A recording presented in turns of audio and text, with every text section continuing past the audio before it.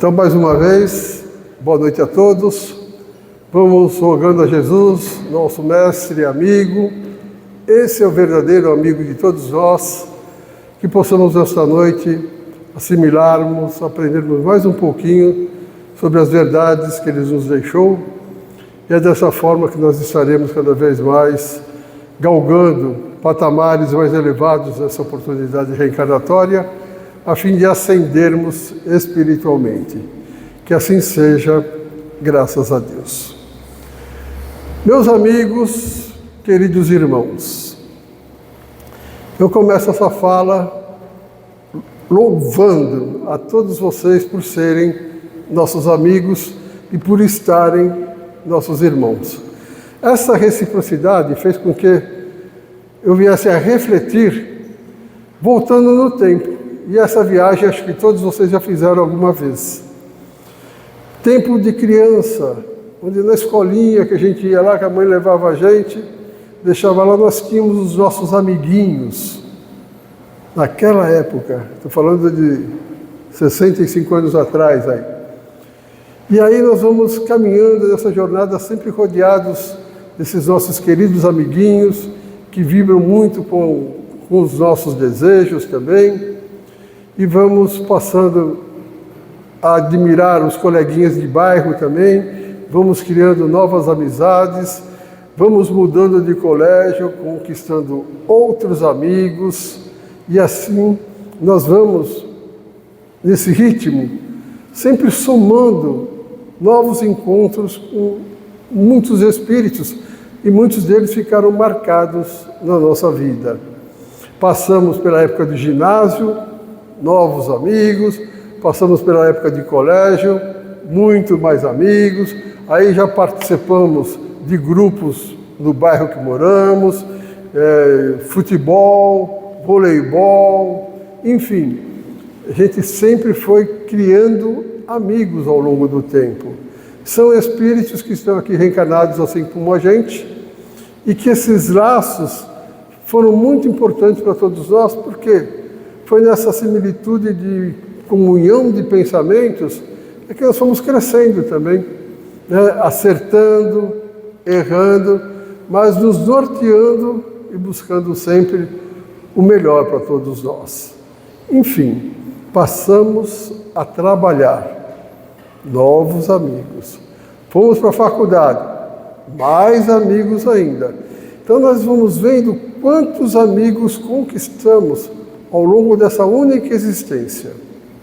Vamos remontar mais umas 100 existências que provavelmente já tivemos, no mínimo. Se cada uma nós vamos viajar nesse tempo, quantos amigos já não conquistamos?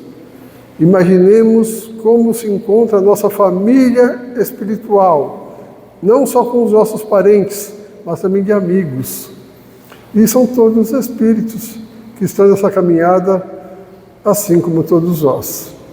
Então, os amigos nós fomos vendo ao longo do tempo que quanto mais nós conquistávamos experiências de vida, nós passamos a começar a dar uma peneirada nas nossas amizades. Aqueles que se afinizavam com os nossos gostos, com os nossos prazeres, esses eram os nossos amigos. E aqueles que não comungavam com aquilo que nós fazíamos, não estou falando se era certo ou se era errado, nós tínhamos o nosso rol que era fechado, né? E ao longo do tempo, sempre foi assim. Mas passou o tempo. Já tivemos a oportunidade de casarmos, novos amigos, e chegamos hoje a ter amigos na nossa casa espírita. E que nós não simplesmente reconhecemos como amigos, nós reconhecemos já como irmãos, porque nós estamos convivendo amistosamente em busca de um ideal muito mais edificante que até então. Então, o amigo que se encontra aqui, ele tem um peso diferenciado aos nossos amigos lá de fora.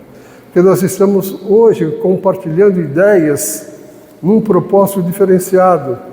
E isso está nos elevando espiritualmente. Então, o meu desejo é que vocês cresçam da mesma forma que eu estou buscando crescer. E essa similitude de pensamentos faz com que estejamos sempre cada vez mais convictos desse nosso objetivo de vida, crescendo cada vez mais. Pois bem, chegamos à casa espírita, fomos muito bem acolhidos, todos nós, nesse primeiro dia que nos encontramos, e todo esse dia ficou marcado também porque sempre teve alguém da recepção, o primeiro orientador que te deu as primeiras explicações sobre a doutrina, aula, são verdadeiros amigos. Mas nós aprendemos com a doutrina espírita também que além desses amigos da Terra, que estão aqui no nosso convívio, nós temos os nossos amigos espirituais. Coisa que até então a gente não levava em conta. A gente achava que era só o que estava aqui, não tinha nada lá, morreu, acabou, e a doutrina espírita nos mostra uma realidade muito diferente. Eu digo isso por quê? Porque na questão 459 do Livro dos Espíritos, Kardec questionou-os perguntando: os espíritos influenciam em nossos pensamentos e atitudes? E a resposta dos imortais foram: sim, muito mais do que podeis imaginar, a ponto de, às vezes, de ordinário, são eles que vos dirigem. Olha que coisa que ele está nos falando, como é sério. E aí a gente vai perceber que da mesma forma que eu gostava de futebol, meu amiguinho também gostava, nós éramos amigos. Eu gostava de empinar pipa, ele também gostava, era meu amigo. Hoje, os nossos prazeres no momento, nós estamos atraindo do lado de lá espíritos que comungam desse mesmo ideal. Hoje estamos aqui reunidos na Casa Espírita, temos verdadeiros amigos que se comprazem com isso também, sem contar uma assistência de amigos um pouquinho mais elevados do que a gente que aqui comparecem. Quando ele nos apresentou essa resposta, nós sempre vamos pensar o lado dos espíritos maus, né? Puxa, então eles influenciam em nossa vida, ai, comigo é por isso que não dá certo, não sei o quê. Já começa a pensar assim, é uma verdade? Sim, é uma verdade. Mas a resposta não deixa se é o espírito mau, ou se é o espírito bom, ou se é ambos. Com certeza, ambos. Ou seja, de acordo com o meu modo de vida, eu estarei atraindo também espíritos bons. Se eu estiver vibrando no bem, são espíritos bons que vão ser atraídos por mim. Então, quem é o responsável por essas amizades? Cada um de nós. As nossas buscas, os nossos desejos, estamos atraindo espíritos que comungam desse mesmo ideal. E isso nos convida a uma reflexão. Estamos atravessando momentos um tanto quanto preocupantes. Vocês conhecem alguém que esteja com problema de depressão? Conhecem alguém com problema de síndrome do pânico? Conhecem alguém com problemas de demência, esquizofrenia, problemas de ansiedade, problemas de medo da morte? Será que tudo isso é só um patrimônio dessa pessoa? Ou tem a influência desses irmãozinhos também que se comprazem com o nosso estilo de vida? Com certeza tem. Com isso, vamos entender que Deus permite esse intercâmbio para que nós possamos ver quais são as nossas escolhas. Aquilo que eu estou escolhendo, eu estou atraindo para mim. E eles se comprazem com isso, então eles vão querer fazer o quê? Se entrelaçar com o meu perispírito, isso já chama-se processo obsessivo para nos induzir cada vez mais, nos arrastar ladeira abaixo cada vez mais rápido, porque eles vão querer que a gente atenda aos seus caprichos também. Resumindo, eu estou vinculado ao vício do fumo, do álcool, das drogas que seja. Eu estou atraindo irmãos, pelo meu prazer, vivenciando isso, que pensam igual. E são poucos? Não. São muitos que vêm. E por isso, daquela ânsia de cada vez tomar mais, cada vez fumar mais, cada vez se drogar mais, cada vez roubar mais, cada vez mentir mais. São influências negativas. Mas a gente vai sentir um alívio danado quando nós investirmos na prática do bem, só com boas atitudes, porque nós estaremos atraindo os bons espíritos, que vão colocar no nosso caminho pessoas que estão precisando de ajuda. Nós vamos orientá-la, vai lá na casa espírita, vai lá tomar um passe. Você já está sendo um instrumento da espiritualidade. E esse papel nosso é o papel de um cidadão de bem, de um homem de bem. E é importante para a espiritualidade isso, sem sombra de dúvida. Por quê? Manuel Filomeno de Miranda, um espírito, onde Divaldo psicografou uma obra que chama-se Trilhas da Libertação, ele nos dá uma notícia preocupante. Quando ele cita que o número de pessoas obsediadas é muito maior daquilo que nós possamos imaginar. Então, quando eu perguntei, vocês escutaram já um caso de depressão, síndrome do pânico, uma pessoa que está com aquela tristeza enorme, não sabe o que tem, está perdendo até o ânimo de viver. Putz, eu esqueci de ligar o microfone. Perdeu até o ânimo de viver, busca o suicídio. Ouviram falar disso já? Quantas pessoas não querem tirar a vida? Porque por trás de tudo isso existe um incentivo, existe uma influência, porque eles também já fracassaram e eles querem nos arrastar para o mal também. Se nós não buscarmos eliminar as brechas, que eles possam criar ciladas para que nós possamos nos cair, ficarmos assim presos naquela teia que eles estão tramando, isso vai ser fatal. Nós não vamos conseguir vencer. Basta dizer, para quem já teve a oportunidade de beber, eu já tive, e o que a gente pensa quando a gente bebe? O dia que eu quiser parar, eu paro. Você marca o dia? Não marca. Por quê? De repente vem o seu amigo que se comprou com aquilo, bota uma cervejinha, você não consegue parar. Quando você está sedento é porque eles estão insinuando para você tomar uma cervejinha, seja o que for, bebida destilada, fazer aquilo que você está acostumado a fazer. Então, essa trama todinha é muito complicada. E nós não nos damos contas. Porque a obsessão simples, primeiro, ela é oculta. Ninguém está vendo. Ninguém sabe que está sendo envolvido. Porque ela é sutil. Eles são danadinhos, eles vão pegando devagarzinho.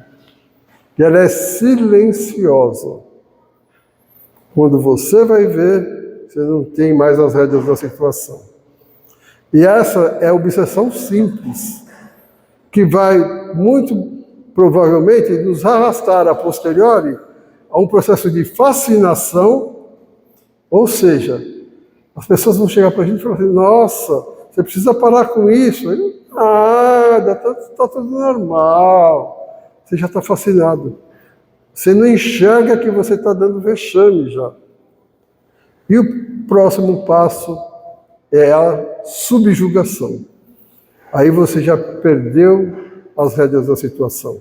São eles que passam a dominar o nosso organismo. E nós não conhecemos pessoas nessa condição? Conhecemos. Por quê? Hoje a gente sabe que os vícios, ele é o primeiro degrau a ser vencido. E eles estão à nossa disposição porque nós estamos num mundo de provas e expiações. Se eu não passei pela prova, eu vou expiar aquela situação. E aí o bicho pega. Eles estão dando risada, não temos mais nem direito de dormir. Porque quando a gente fecha os olhinhos, eles já estão nos esperando do lado de lá para nos perseguir. A gente pega a corda. Muitas pessoas que a gente conhece que não tem uma noite de sono tranquila. Esse processo obsessivo acontece também durante o sono. Então, meus amigos, tudo isso não quero criar nenhum trauma para ninguém. Eu só quero deixar aqui um alerta. Porque a doutrina espírita é a única filosofia que pode nos mostrar essa verdade, essa realidade, de uma forma muito transparente e muito objetiva. Eu andei pesquisando sobre esquizofrenia. Tudo que vem a ser uma doença mental é por parte do espírito. E pasmem, né? Hospital Albert Einstein. Os médicos ainda não sabem qual é a causa. Nós sabemos, é uma influência espiritual. Por isso que a pessoa está naquela condição. Como eles só tratam do corpo, e nós somos um espírito que tem um corpo fluídico e que temos o nosso corpo físico. É uma tríade. É um homem integral, ele tem tudo isso. A gente desencarna, fica só o corpo físico aqui, mas o perispírito, que é o corpo do espírito, o acompanha, se desliga dessa matéria. E é nesse perispírito que tudo está registrado. Ninguém é obsediado de graça, nós que os atraímos. Ponto principal. Basta nós mudarmos, não brinco mais com você, vou perder a amizade com você, você não é mais meu amigo, cessou. Nós temos que ter o quê? Força, perseverança, convicção, determinação e muita boa vontade. E apoio. Né? A gente tem que buscar métodos, meios para conquistar esse afastamento. E eu anotei aqui algumas regrinhas para deixar vocês um pouquinho curiosos. Então, são perguntinhas. O que é uma obsessão silenciosa? Acho que você já tem condição de criar uma ideia do que, quando nós conversamos sobre esse assunto. Como criam ciladas para nos atingir? Dei algumas pinceladinhas nesse sentido. Qual a energia mental para se instalar no processo objetivo? Como acontecem as influências espirituais? Quais os mecanismos da obsessão simples? Como entender o plano existencial e a obsessão? Todos nós temos um plano existencial, nós fizemos um planejamento reencarnatório. E será que essa obsessão ela está contrariando tudo aquilo que foi programado? Por culpa de quem? Será que Deus errou? Pergunta, como se manifesta a obsessão silenciosa? Desiludido, inibição, exibição, por causa dos nossos passados, até mesmo durante o sono, falei. Enfim, tem um monte de perguntinhas e o mapa da mina está aqui. A obsessão silenciosa. Esse livro é do autor Arílio de Cerqueira Filho. Ele é do Mato Grosso. É um facilitador da doutrina espírita. Eu tenho todas as obras dele, eu adoro porque ele te mostra de uma forma que fica de fácil compreensão. Então, é um estudo sequenciado e ele se norteia nas obras de Divaldo Franco, Chico Xavier e as obras básicas. Então, é um estudo maravilhoso. Para falar sobre essas perguntinhas que eu falei agora, nós teríamos que criar um seminário. Esse seminário teria que ter pelo menos uns 10 expositores no mínimo, para dar uma boa pincelada sobre isso daqui. Mas o meu convite é outro. Estarei montando um grupo de estudos para estudarmos esse livro. Tá? Perguntei hoje na distribuidora se o livro está esgotado. Só que ele vai entrar em contato amanhã com a editora para ver se tem lá em estoque, aí ele vai pedir para a gente. Aqueles que desejarem participar do estudo, provavelmente terá que ser de sexta-feira à noite. Porque os outros dias à noite, já estou compromissado, não tem como me desdobrar aí, né? Então vai ter que ser de sexta-feira. Sexta-feira é um dia ideal. É o dia da gente ir para o boteco, é o dia de se reunir com a... Vamos mudar de amigo? Né? Vamos buscar Jesus? Esse é o propósito. O dia vai cair assim como uma luva na vida da gente. Mas eu te garanto que a força que nós estaremos conquistando após o estudo dessa obra, uma força onde a espiritualidade amiga vai falar, não tem mais para ninguém. Você está livre, pode voar. Porque você vai conquistar pela conscientização o ideal de vida que você não tinha antes, porque você não tinha consciência daquilo que vai ser mostrado. Então, meus irmãos, é uma oportunidade ímpar. Nós teremos aula online ou presencial, vai depender dos adeptos aí. Será presencial aqui na nossa casa, sexta-feira às 20 horas, ou online, que pode ser até... E agora? Eu vou marcar, eu vou dar um jeito. Mas eu arrumo um jeitinho na minha agenda aí. Nós vamos marcar uma aula, se precisar ser online, nem que seja de tarde, quinta-feira à tarde, a gente vai marcar. Vai depender do número de pessoas e a disponibilidade de cada um. A gente vai se adequar. Agora, meus irmãos, olha, essa capa aqui mostra isso, tá vendo? É uma marionete aqui, ó. Nós somos uma marionete da espiritualidade. E ele retrata essa situação. São eles que nos guiam. A gente acha que tem, né? Minha ideia é fantástica, nossa, como manda nada a espiritualidade, do bem ou do mal. A busca é nossa. Nesse sentido, a gente vai ter que pagar um preço. E eu postei no nosso grupo de mensagens uma realidade que Joana de Ângeles nos traz, posto numa mensagenzinha toda manhã, e veio de encontro a que eu queria falar. E a Joana de Ângeles nos diz o seguinte, esse texto está no livro Espírito e Vida, psicografia de Divaldo Franco. A pedra que afia a lâmina consome-se no mistério. Ou seja, para ela ser pedra, ela tem que passar por esse desafio, tem que ser útil. Para nós sermos úteis à espiritualidade, nós temos que passar por desafios.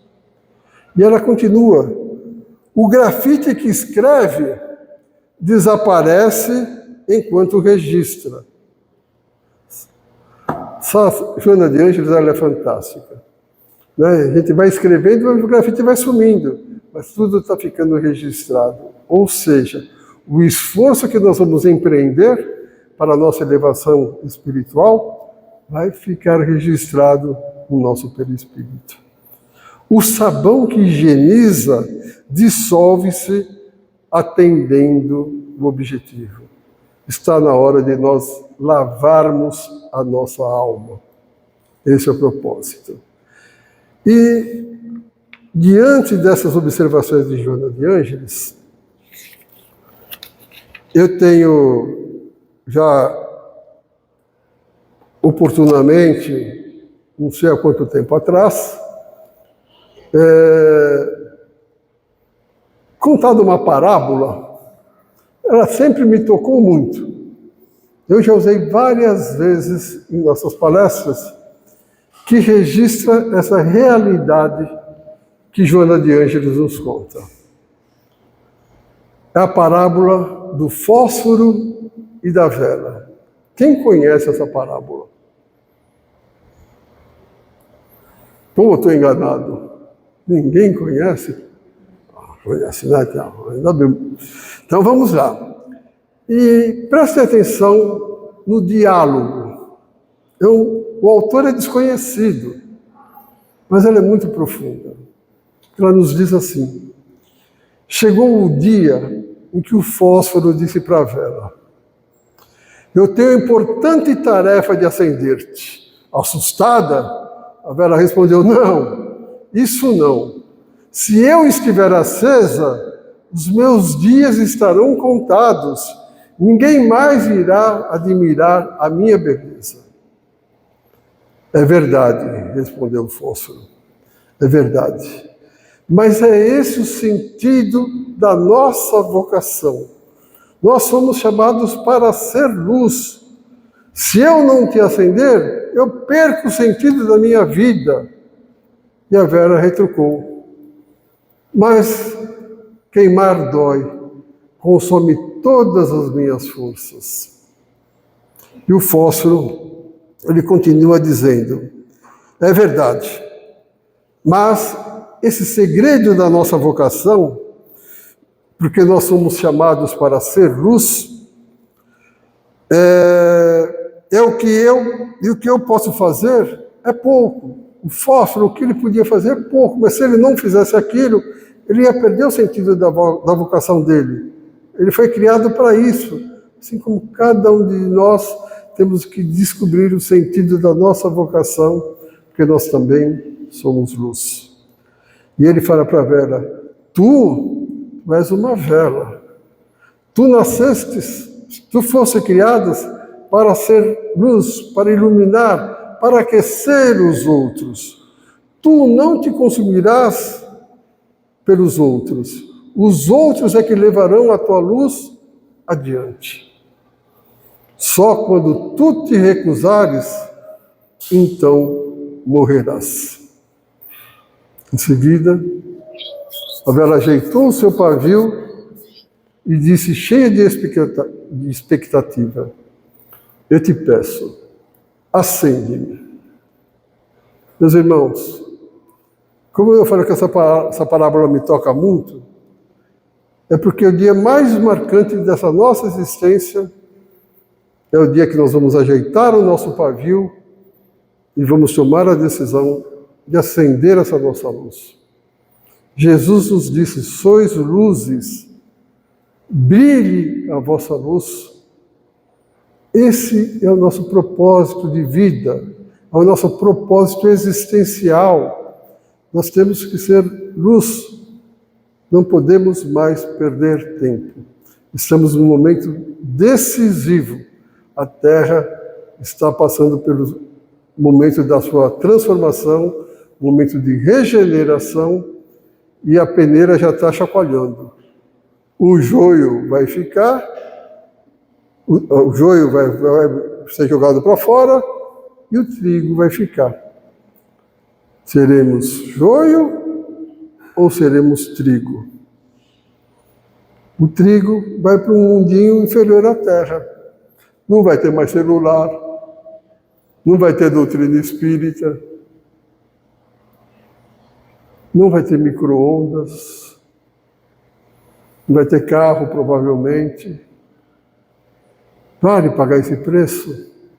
Será que um pouquinho de esforço de cada um não seria o grande gancho dessa encarnação para nós darmos a volta por cima, subirmos os degraus que temos que subir, que é dos nossos vícios, dos nossos defeitos, e praticarmos as virtudes, e lá no alto estarmos em contato com a espiritualidade superior, e é dessa forma que nós estaremos cada vez mais edificando o reino de Deus em nossos corações. Essa felicidade que ninguém consegue traduzir, que ela é sentida e só sente essa felicidade aquele que está buscando esse reino de Deus. Que todos nós possamos tomar a brilhante decisão e juntos, como grandes amigos, seletos irmãos em Cristo Jesus, aproveitarmos essa grande oportunidade que estamos tendo. Muito obrigado pela atenção de todos vocês, que possamos voltar aos nossos lares, envolvidos assim, de muita luz, de muita paz, que esse momento possa ser reflexivo para todos vocês. Teremos essa mensagem gravada e assim que possível, sendo postada, vamos rever, vamos pensar juntos, porque um depende do outro. Para eu ser feliz, eu dependo da felicidade de vocês e vice-versa. A espiritualidade, a mesma coisa. Para eles serem felizes, eles dependem da nossa felicidade, para fazer valer todo o empenho desses nossos queridos irmãos. Que assim seja, graças a Deus.